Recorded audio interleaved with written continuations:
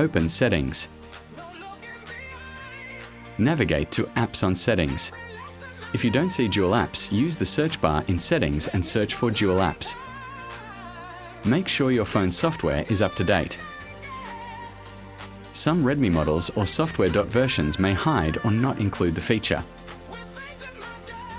Tap Apps.